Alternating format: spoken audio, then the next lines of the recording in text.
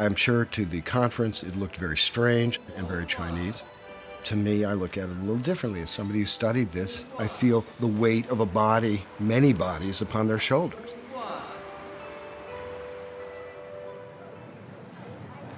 Okay, well, thank you very much for coming to report on this event. The reason we are here today because the World Transplant Conference is taking place in San Francisco. China has a huge number of transplants, largest in the world after the U.S., but no explanation of the sourcing. They have said prisoners sentenced to death and then executed, but they don't give numbers. I was a skeptic of the idea of forced live organ harvesting of prisoners of conscience. I did not believe it when I first heard the story, but the evidence is unmistakable. And here we have a lot of Falun Gong practitioner survivors from the torture and persecution. I was in the labor camp, the Tanghe labor camp in Beijing for 3 years. Every 3 months, we got a blood test, and only Falun Gong practitioners will got blood test. So they sent me to a military hospital and they do all the physical exam for me. The police told me that I need to do the physical exam for you, and I said I'm quite healthy, I don't need a physical exam. But then they took the blood test. The police said, well, every Falun Gong practitioner has to take this blood test.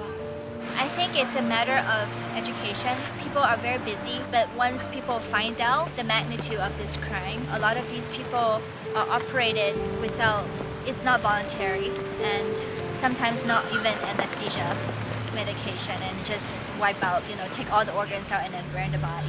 We know that the majority of these organs are coming from prisoners of conscience, not just Falun Gong, Uyghurs, Tibetans, House Christians. Does that follow our values? Is that part of American values? Is that a medical value? There remains an abuse, a concern, and debate within the transplantation society about what to do with it. But I think this goes much further than the medical community and has to go to the political community as well.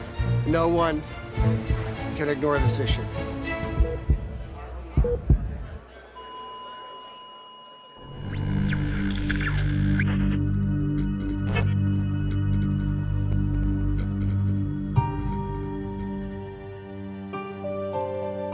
Think of this story as a murder mystery. Murder seems to have been committed, perhaps tens of thousands of murders. The mystery is why so few people seem to be paying attention. I'm Ethan Gutman. I'm an American born in Chicago. I'm half Jewish. I was at Brookings for a while. I was at Free Congress Foundation for a while, all the Washington gigs. I live in London now. Over time, I became very interested in China. Worked as a journalist, and I'm very good at one thing, which is infiltration. So I'm very good at infiltrating groups. I think that's because people believe that I'm basically honest and fair. I was in Beijing when the Falun Gong crackdown occurred in 1999. Watched it happen. I didn't know what I was seeing, and I found it very disturbing. Pretended to be a tourist, a lost tourist, and watched old ladies get thrown into buses. And I suppose this was sort of the sleeping Jewish genetic code or something, which I found, I felt this was sort of a horrible thing, and nobody really wanted to look at it, and nobody wanted to talk about it. Even the journalists didn't really want to talk about it very much. I found that very disturbing. Falun Gong, or Falun Dafa, was a relatively new spiritual practice that taught truthfulness, compassion, and forbearance. Its roots are in Buddhist philosophy. Started by one man in 1992, there was no formal organization or leadership, but Falun Gong captured the public imagination. The best estimates are that in just 7 years, it had grown to 100 million practitioners. China's leader saw that as a threat. Outlawed by the Chinese government. Falun Gong was the biggest issue in China domestically. And that sense of Falun Gong as the biggest issue in China led me to the next step, where I started working on some articles, a potential book, maybe down the road. China's government said Falun Gong was a dangerous cult. If practitioners recanted their beliefs and promised to stop practicing Falun Gong, they were released. Gutman says hundreds of thousands did not, and the 1999 crackdown led to a massive expansion of China's labor camp system. I am saying that about 500,000 to 1 million Falun Gong are in the Laogai system, that is in detention in China at any given time. That's the first really shocking number to most people. 500,000 to 1 million. One of my first interviews was with 3 women, had just come out of labor camp in China. They didn't speak a word of English. And one of the women was a very sort of salt of the earth kind of, well, I'm about my age, 56 or something. She started talking about her experiences. And along the way, she said, well, you know, I was tortured, then they gave me a physical, and then they took me and put me in this room, and then I was tortured some more, and I was just like, wait a minute, let me hear a little bit about this physical. And I kept bringing her back to it. And she kept getting increasingly annoyed. It's like, you stupid white guy, don't you get it? I mean, I'm talking about torture, I'm talking about hunger striking, I'm talking about my resistance and my spiritual awakening in prison. I mean, they were serious issues. She had a lot to say.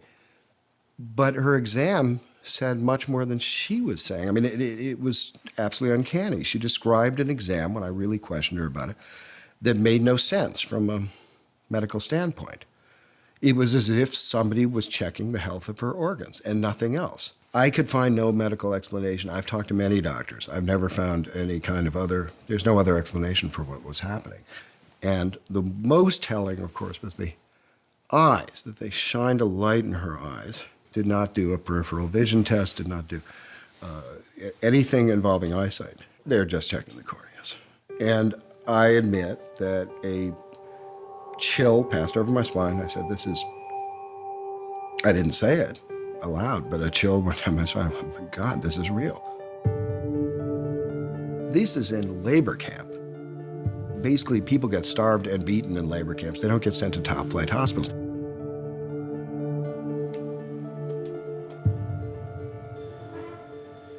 Gutman started to write articles on allegations that Falun Gong practitioners in labor camps were being killed for their organs. The money is quite extraordinary. And so when you start moving to political prisoners, you're talking about something that's kind of pure profit. So you are talking about, you know, up to 200,000, say, per person. China's government has always denied it. Gutman kept plugging away on the story. I was giving a talk at Westminster. It was sort of an informational talk, and it was open to the public.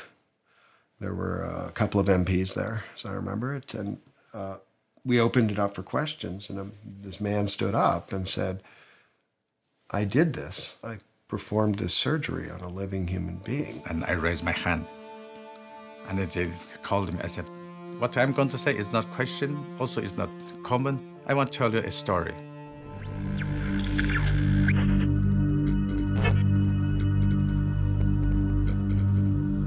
This is some sand from the desert near my hometown. And sometimes I open it and smell it and say, oh, this is my homeland. Yeah. My homeland, it is, I think it is quite least known place on Earth. If you look at the Chinese map, at the northwest corner, there's a place called Xinjiang, and that is my homeland. This is the oldest mosque probably in Central Asia. The Uyghurs are a Turkic people in what the Chinese call Xinjiang, what they call East Turkestan. The complication for the Uyghurs, they are in a very complex position. They are in they're almost like the Ukraine was in European history. They're right between great empires. They're between China, they're between Russia. The Chinese came in under Mao and basically took over the country. The hospital I worked is called the Central Railway Hospital of Urumqi. And I started working as a doctor since 1986. At the beginning, I was a general surgeon. We do everything. Chinese law allowed for organs to be taken from prisoners sentenced to death, murderers, and the like. But it was not a common practice. Serious criminals are often not suitable donors because their health is poor. In July 1995, Toti says his boss asked him to assemble a field surgery team. And he said, can you, tomorrow morning, can you bring that mobile operation equipment and 2 or 3 nurses and waiting for me at the hospital gate? And I said, what am I going to do? And he said, well, something you'll exciting. Toti says his team followed the chief surgeon to the Western Mountain execution ground. So my chief surgeon said, you wait behind this hill, you wait here. And you come out after you heard the gunshots. I don't really know how much time passed. Then we heard that gunshot. So I said, go, let's go. So we rushed in. It seemed to me they knew what's going to happen. They just took the body and opened the door. Toti says the man lying before him was still alive. And then my surgeon said, okay, Dr. Anwar, that is your job now. To, as quick as possible, remove liver and kidney. From my common sense, that I understood that I don't need to wait for anesthetic. So you don't worry if you hurt or if you damage the organ next to it, because you don't care. This man died not because of that shot. That shot to his right. They try to avoid this heart. Right. So generally, if you receive one shot to the right, you can survive. He received shot to the right, and I removed his, and he's dead. Chief surgeon, they took these things and they put in the special box. I have never seen such box. 2. And they said, okay, now you take your team back home and remember, nothing happened today.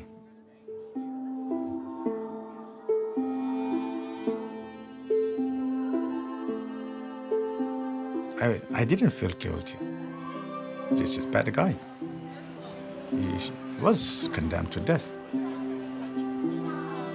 But after I left China, after my eyes and my mind opened to the West, and my, what is called perspective, it's something, it's changed, totally changed.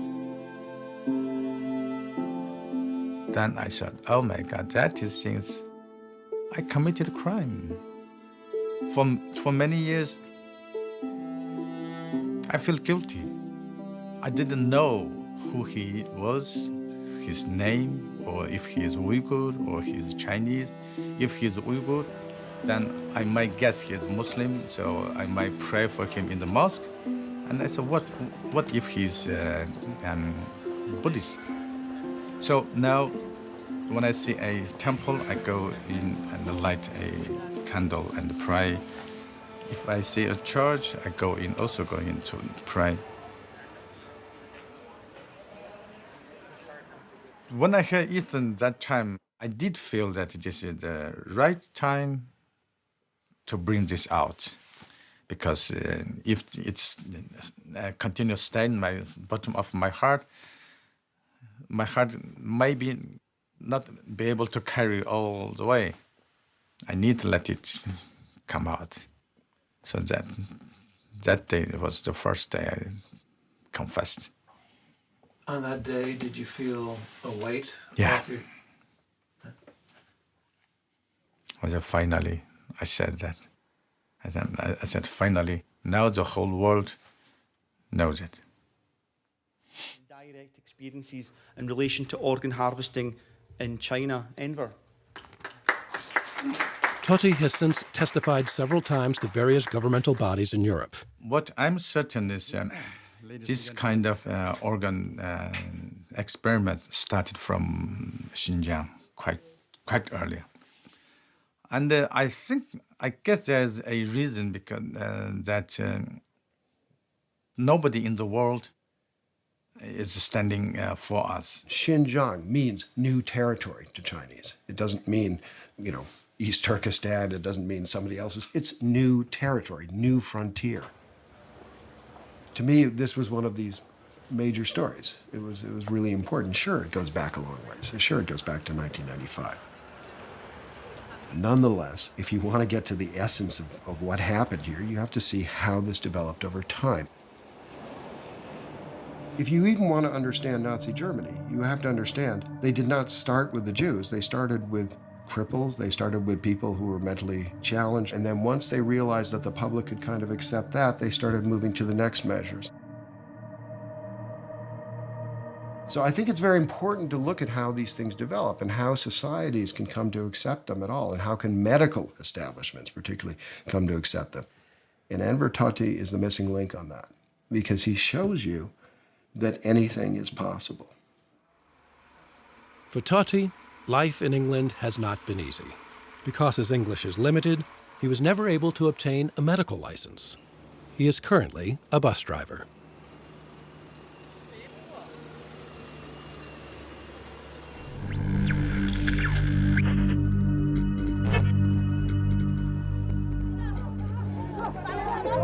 By 2000, Falun Gong practitioners were disappearing into labor camps in mass numbers. At the same time, Chinese hospitals began promoting their organ transplant expertise. I'm David Matus, and with me is David Kilgore. We've been asked to investigate allegations that there has been harvesting of organs of Falun Gong in China. David Kilgore is a former member of parliament and former cabinet minister for Asia Pacific, and I'm a Winnipeg lawyer doing immigration, refugee, and international human rights law in Winnipeg. And we have now done our investigation, and we're producing this report. And I didn't know whether it was true or not, and so my task initially was to try to figure out a way of approaching the issue so that I could either prove it or disprove it and not just walk away and say, I don't know. The number of executions in China varied widely depending on who was counting. But Matus says no matter which number he used, the number of executions and the number of organs didn't add up. The transplant volumes increased substantially after the persecution of Falun Gong began. And I mean, there's a lot of other evidence, but the most likely explanation for the increase is the Falun Gong. We pursued every investigative trail we could find. In the report, you will see that there are 18 different avenues of proof and disproof we considered and evaluated. Our bottom line conclusion, after considering everything as best we could, was that the allegations are true. We believe them to be true, that this harvesting is indeed happening. Matus and Kilgore issued their report in 2006. Since then, Matus has continued to investigate and tried to spread the word. For me, one of the most chilling things was the blood testing, organ examination, which was happening only to Falun Gong and nobody else. And I'd meet these Falun Gong practitioners around the world who basically didn't understand it, weren't interested. I mean, what mattered to them was they were arbitrarily detained, that they were tortured, they were asked to recant. And to them, I mean, the blood testing was just an incident. I would ask them about it, and they all, everywhere, without talking to each other, without knowing each other, said the same thing. Matus says what made Falun Gong organs especially attractive was the practitioners' healthy lifestyle. They do not drink or smoke. On many of the recordings of phone calls made to more than 100 Chinese hospitals, doctors assure callers that transplant organs are from healthy Falun Gong practitioners.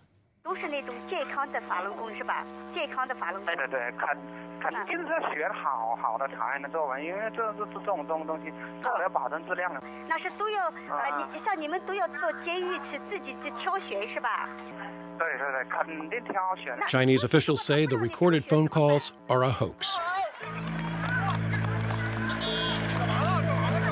The Falun Gong, when they were arrested, originally it was a catch and release system, and they'd be sent back to their home community and victimized there. What had happened is then they'd go back and protest again, and the second time they wouldn't say who they were or where they were from in order to protect their home environment. Matus says the effort to protect family members and friends from harassment resulted in hundreds of thousands of unidentified people in prison.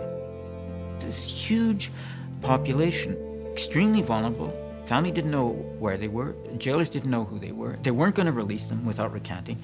And they became this just vast sea of expendable humanity. Matus says that vast sea brought in vast sums of money.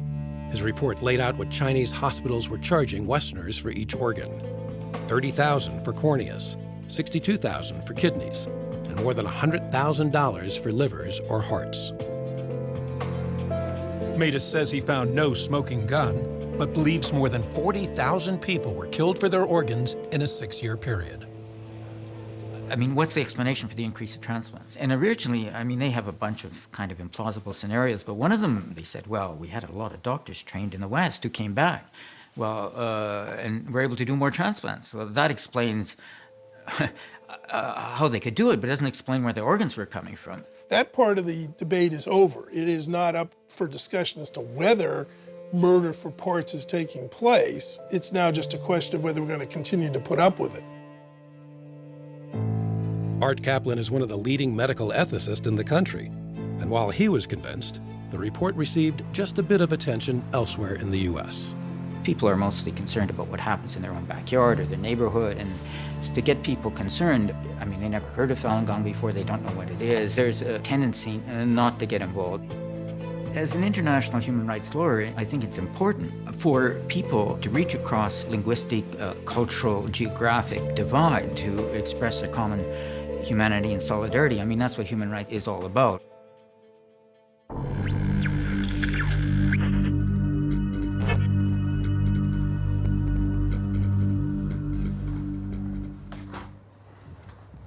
The year was 2005. A patient of mine who's been hospitalized in my department on top priority list for heart transplant for almost a year came to me one day and told me, "Doc, I have to tell you that I was told," so he said, by my insurance company to go into China in 2 weeks' time as I'm scheduled to undergo heart transplantation on a specific date.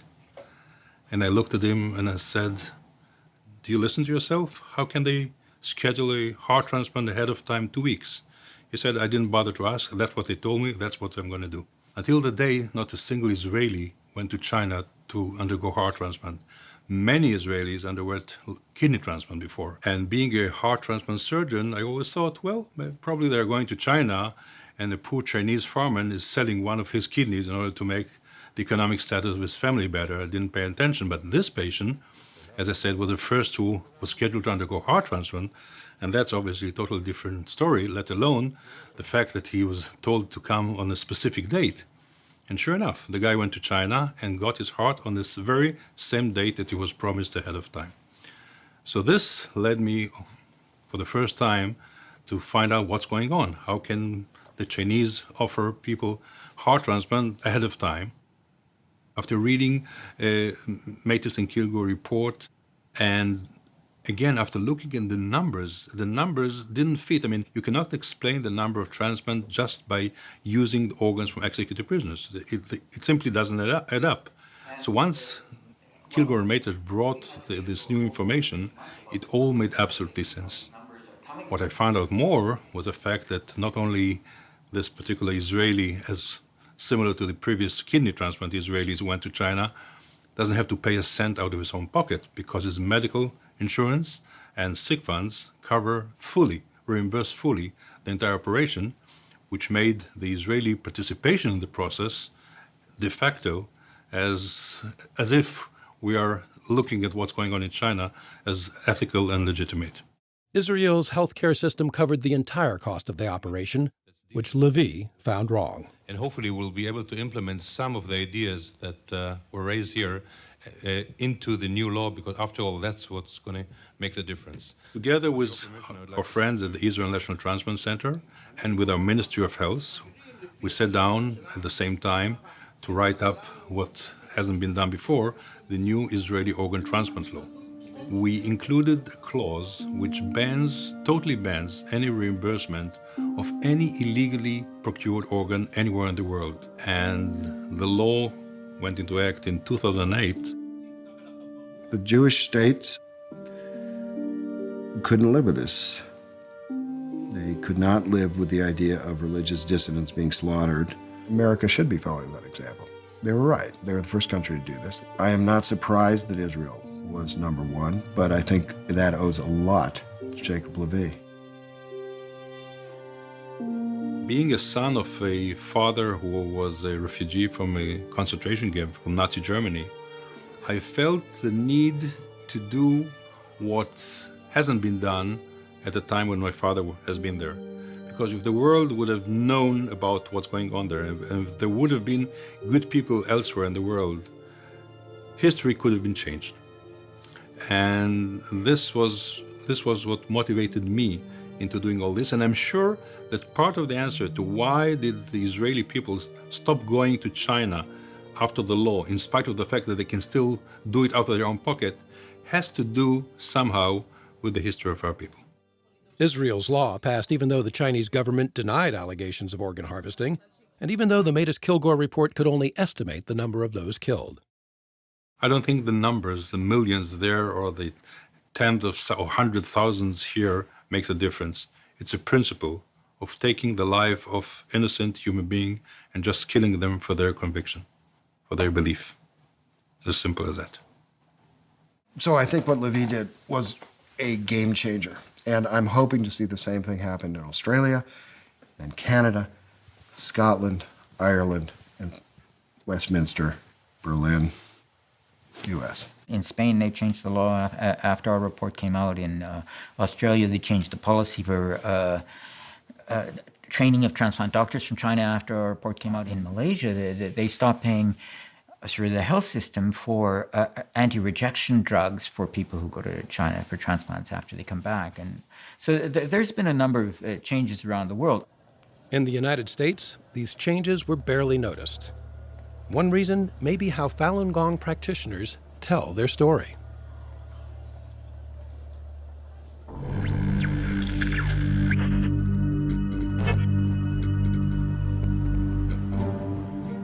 On many city streets around the world, you'll see them. They often wear yellow shirts. They push literature at passers-by, demonstrate at public events, and tell stories of torture. Two male policemen, they were put me taped, handcuffed me to that position. That 2个手卡在紧紧的，完再用这么宽的布袋子把双手缠上。 Both of my hand was handcuffed to the top upper back. I went through all kind of torture. Yeah, 被吊起来打，昏过去，醒来后又死人床上抻下来，跟死人一样。I was handcuffed and then tortured physically, almost died. At that night, I was tortured and interrogated, and they just tried to force me to tell my name. And then I resisted to tell them my name, and then they just put a number on my left arm. The Chinese government continues to say Falun Gong is a cult. For many Westerners, Falun Gong does look foreign and sometimes disconcerting.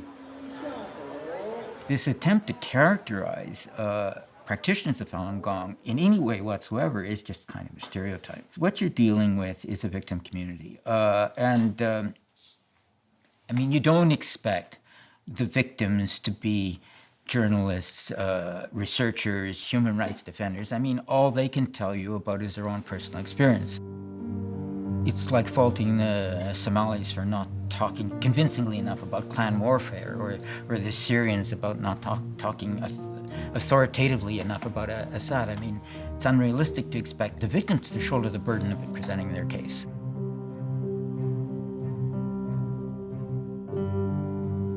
I was blood tested, not only blood test, chest X-ray, and blood pressure, and eye test, and kidney test, everything. We are just outside the Chinese embassy, and this is our vigil to raise the awareness about the persecution of Falun Gong in China. And this persecution lasts for over 14 years, and it's still going on. It's not only the persecution. Now the worst thing is the organ harvesting. The Chinese embassy vigil in London has been going on 7 days a week, 24 hours a day, since 2002.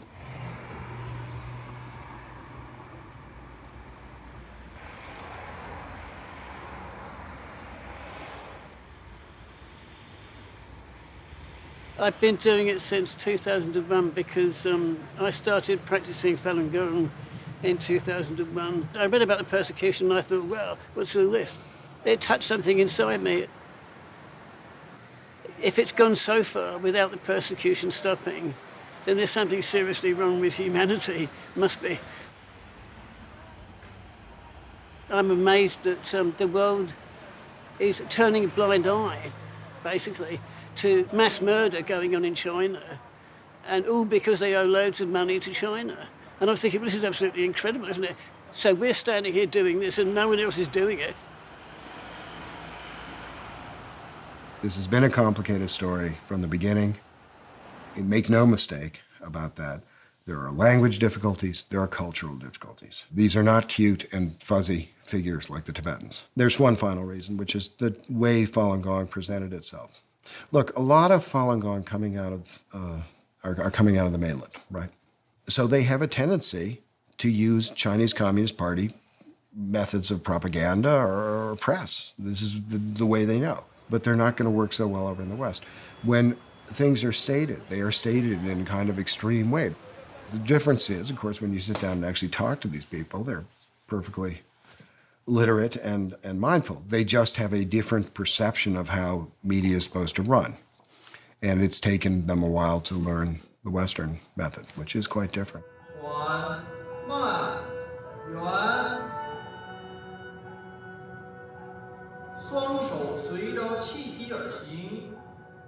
The story of Xiaodan Wang is a case in point. Xiaodan's father was a prominent Falun Gong practitioner in Beijing. He was one of the very first to be arrested in the 1999 crackdown. Xiaodan was going to school in the U.S. when she saw her father on CNN being sentenced to prison for 16 years. It was just like a day of crying for me. And I remember very, very vividly, I was just like kneeling down on the floor, and this is like a big TV, and I just touched my dad's face because CNN was broadcast like on a rotating schedule. And so I just touched his face. And I just felt like, I just felt my whole world has changed. The shy 18-year-old girl slowly became an activist. To society, like teachers, doctors, musicians, they were all tortured to death. And I really want to make things right for my dad, because he's been accused and he's been wronged, and everything happened to him is so unfair. A college student was touched and decided to do a documentary about her struggle. I'd been working on different things to stop the persecution. It just felt a little abstract for the American people. When you talk to them about 100 million people being persecuted and families torn apart in China, it's like it starts to get more and more removed from the reality that they know, and there's no face to it, you know? So when I heard this story about her and her dad, I realized that this was a totally different angle. Jeff helped Xiaodan create a website, freemydad.org. They fell in love and eventually married. Xiaodan says because her father was relatively well known, she was never worried that he would be killed for his organs. Her campaign focused mostly on her father and the persecution, not organ harvesting. But the two issues are closely linked. When I first tell people about organ harvesting, I think that they're shocked. Like it's a disbelief, but those conversations don't seem to go very long. I think that people, I don't know if they don't believe it or they can't fathom it enough to want to carry on a conversation about organ harvesting. I mean, this is a new form of evil. When there's a new form of evil, people don't want to accept it. when I first heard of organ harvesting, I felt it was beastly, like acting to its own citizens. But I just said there's no moral standards anymore. I was really outraged. I think this is pure evil. Yeah, this is definitely pure evil. Yeah. And he looked like this. After 15 years in prison, Xiaodan's father was released in late 2014. She hopes Chinese authorities let him come to America. He's very old now. He's 66. And, personally, I really want him to be here because it will make my life much easier. And all I remember was he spoils me when I was young, and, that feel of being protected by a dad and always have somebody to rely on. I want to have that again. But I think this time I have to take care of him. When she was young, her father bought her a piano. Xiaodan hasn't played for years, but she has begun practicing for the day that she can play for her father once again. I hope people who really watch this documentary, they could act up and stop this organ harvesting in China. It's really surprising that after so long, after so many years, the press coverage has actually diminished. And it was a lot in the beginning, and then it's diminished to almost nothing. And it's just shocking to me that with more and more evidence mounting about things like organ harvesting or the labor camp system, that the coverage becomes less and less. It should be getting more and more. And the public outcry for the US to do something about it should be getting stronger.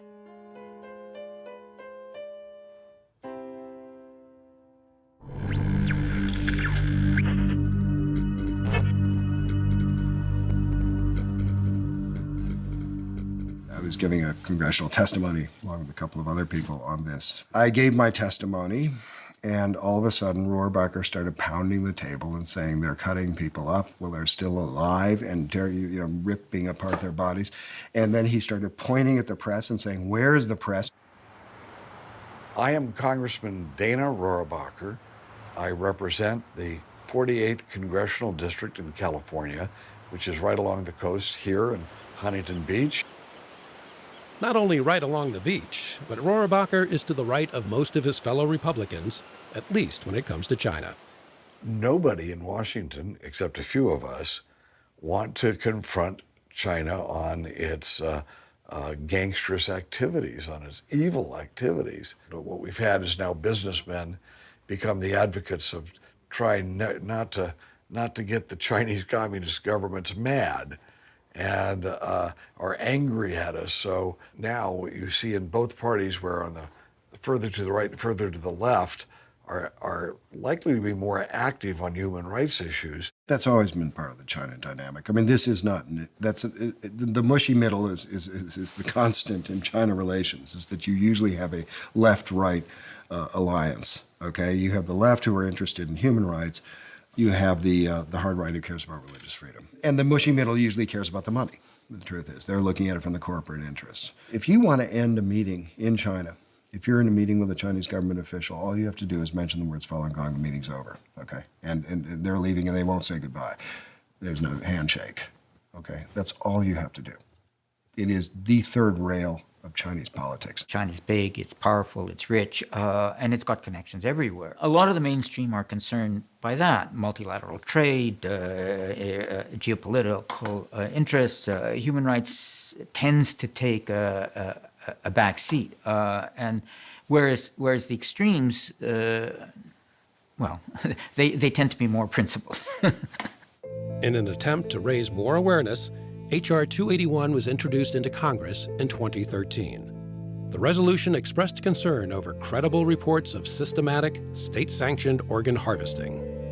Yeah, I think that it's going on. I think it's going on in a big time, and the people over there know about it. We see this as one of the evils of our time, conducted by a gangster regime that does not deserve to be treated like an economic and political partner. The House will be in order. 245 representatives, more than half the House, agreed to co-sponsor. But resolutions alone do not have the power to change foreign policy. My name is Louisa Cohen-Grieva. I'm here at the NED, Vice President for Programs. I've worked for a long time on Asia programs. Really glad to see you, and thank you for coming. Today we are here to hear from Ethan Gutmann, whose book, The Slaughter, is released today. So here's our chance to hear from Ethan what's in the book, and what is the evidence that he has compiled, what do we think of it, and then to also ask ourselves, if we're persuaded, who else needs to be persuaded? Blood testing, not just one little vial. At the same time the House was considering H.R. 281, Gutmann was pushing his brand new book at an event in Washington. Now, I am estimating in the book that 65,000 Falun Gong were harvested for their organs between 2000 to 2008. Now, that does not mean that many more haven't been harvested since that time. There were lobbyists, human rights staffers, and members from China's dissident communities. I hope there will be strong attention paid to this organ harvesting and concern from the U.S. government, especially from the U.S. Congress. Otherwise, the less the U.S. as a superpower expresses concern regarding to the organ harvesting, the more the Chinese government will see this as a green light to further commit crimes against humanity. No one from the major media was there, but a reporter for the Epoch Times was. I write about China, I write about the Communist Party, I write about CCP policies, I write about organ transplant issues in China. The Epoch Times was originally founded by a handful of Falun Gong practitioners in Atlanta. It's now published in more than 30 countries around the world. We don't identify ourselves as a Falun Gong paper. We resist that characterization because we don't teach Falun Gong. We don't speak for Falun Gong. In the ways that matter most, we don't see ourselves as a Falun Gong paper. Do other media want to say, yes, you have an agenda? Yeah, we get that some. We're covering things that they're not covering, and we're covering things in ways that they're not comfortable with. And so it's easier to dismiss someone rather than to look at the merits of what they're reporting. This series of stories delves deep into a topic ignored by other media outlets, but handles it just as deftly as its bigger brethren. In 2013, Robertson received an award from the Society of Professional Journalists for his reporting on organ harvesting. Look at the Kilgour-Matus report. Things don't add up. You don't see exactly what's happening, but everything is pretty obvious. Like, you saw the guy with the murder weapon go into the room. You went in later and there was a victim, and that other fellow is gone.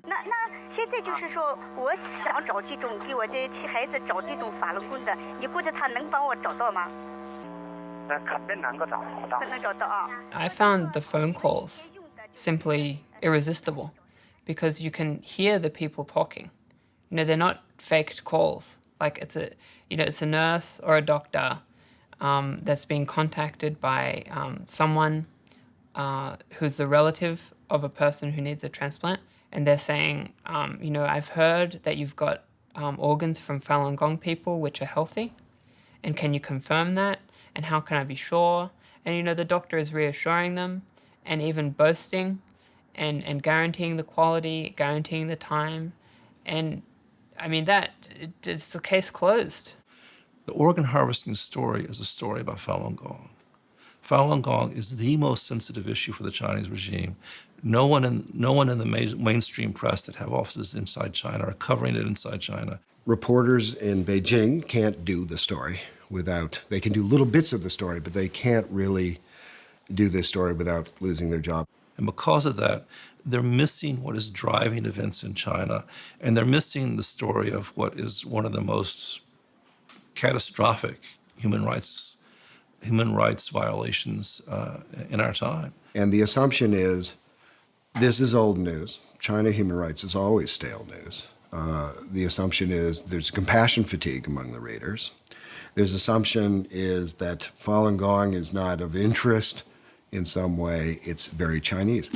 They're not wrong about some of this. David Matus said, this is a form of evil never seen on this planet before. But they've been killed in a way that violates everything that we think sacred, the dignity of their body, the role of the doctor, the role of what the state should be. It's not just mass murder, it's this particular kind of mass murder. Pursuant to Clause 4 of Rule 1, the following enrolled bills were signed by Speaker Pro Tempore Harris on Wednesday, December 17th, 2014. Despite having 245 co-sponsors, H.R. 281 never came up for a vote. It died when the 113th Congress adjourned. The chair declares the second session of the 113th Congress adjourned sine die. This is a crime against humanity. I mean, does anyone have any problem in condemning ISIL for cutting the heads off of 25 Christians in Libya? It was a brutal act. Well, that was awful, but there are hundreds of people, if not thousands of prisoners. They're being put in jail by the thousands, and the brutality and murder of these people, and then letting the government, the gangsters who are doing this, make a profit at it. I mean, how obscene is that? The environment would be completely different if the media were covering this story. Imagine that resolution not coming to a vote if the New York Times, the Washington Post, Bloomberg, PBS, CNN were regularly covering organ harvesting. It wouldn't be possible, Right. Somebody would ask the majority leader, how come H.R. 281 is not up on the docket? Somebody would ask, and they would be embarrassed. But now there's no price to pay because that discussion isn't taking place.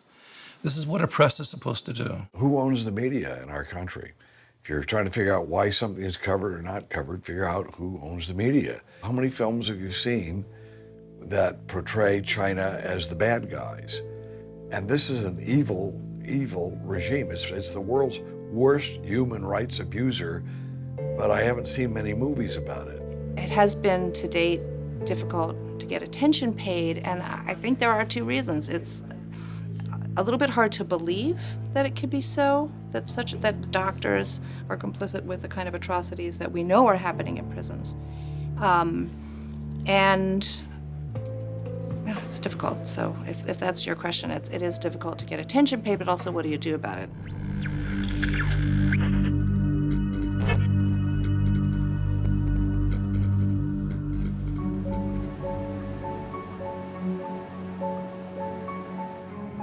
Obviously, I, as one person living in Winnipeg, am not going to get worldwide media attention on this issue. I mean, it's difficult enough to get media attention for it in Winnipeg.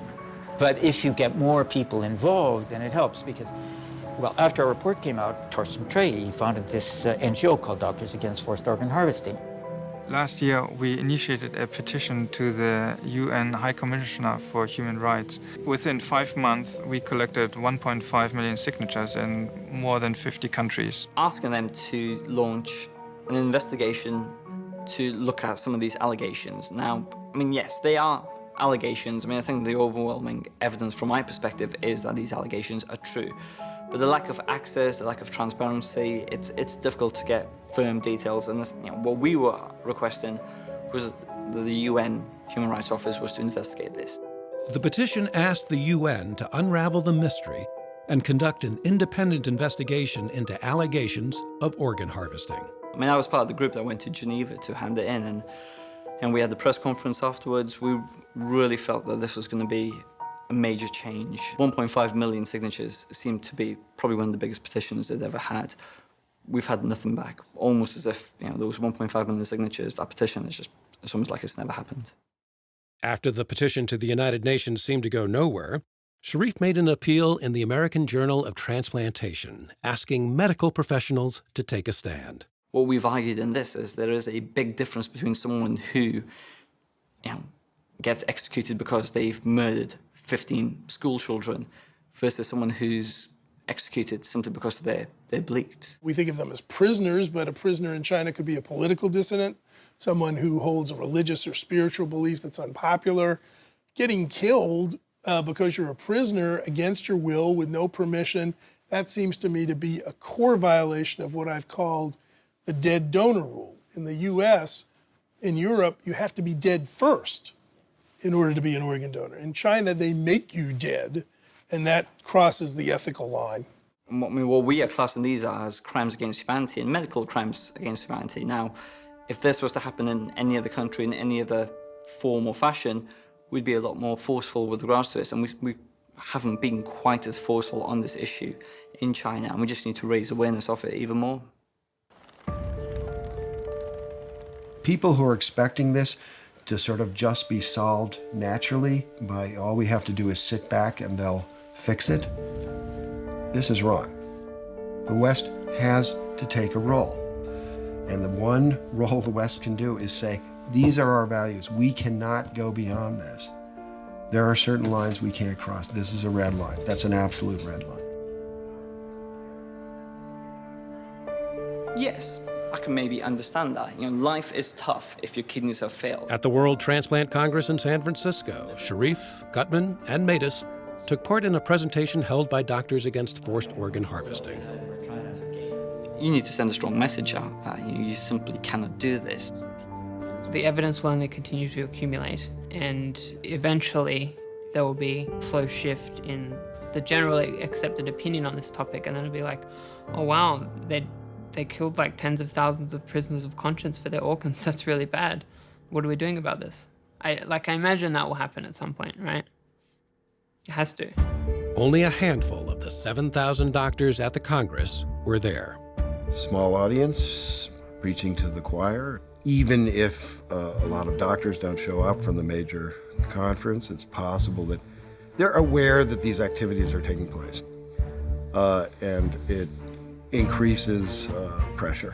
Whether you're a doctor or a nurse or a dialysis technician, anybody involved in transplantation, you need to be informing patients that participation as a transplant tourist is ethically inappropriate, despite the fact that as a patient you may really need a transplant. When you participate in organ tourism, you are inserting yourself into a network that you really shouldn't be in. We cannot be talking about kind of a transplantation system where these organs are being taken in this way. You cannot benefit people and bring life to people by essentially murdering someone. It's simply just it beggars belief when you think about it. So don't ask me how a physician can take part in this. There's either physicians that are acting as murderers. As simple as that. Look, this is the most destructive thing you can do to a society, is to take their most trusted members. Everybody, universally, everybody knows doctors are the most trusted members of society. What is significant here is that this is a superpower which has suddenly taken its most trusted population and turned them into these monsters. Gutman's book got respectable reviews, but sold only a few thousand copies. Unlike another book about organ transplant in China, a bestseller in development to become a Hollywood movie. This is Larry's Kidney, which was a book by a very funny guy, Daniel Asa Rose. He's a good writer. This book caught my eye because it's about taking his really kind of awful cousin Larry to China to get a kidney. The story includes a Chinese transplant doctor who assures Larry that the donor is a 31-year-old man who murdered an entire family and who is scheduled for execution. To me, if I heard that in China, I'd say that's a lie. What he's describing probably was a 31 years of age Falun Gong practitioner, most likely, in this case, maybe a Uyghur. But this worked as an advertisement to say China's open for business. That's what this book did. And that's a problem. That's a mark against him. He can make up for that by participating in the movement to stop this kind of organ tourism. That's my feeling. I mean, this is the mitzvah. This is what you have to do. Enver Toti, the surgeon turned bus driver, says it's been 20 years since he removed the organs from that live prisoner. It remains a mystery why so few people have ever heard about the thing he says he cannot forget. This is my experience. This is a real true story. If you keep silence, this tragedy will continue. People, they just don't want to touch this evil. Because if you touch this evil, maybe at the end of the day, you may not be able to tackle this the consequences. That is my guess.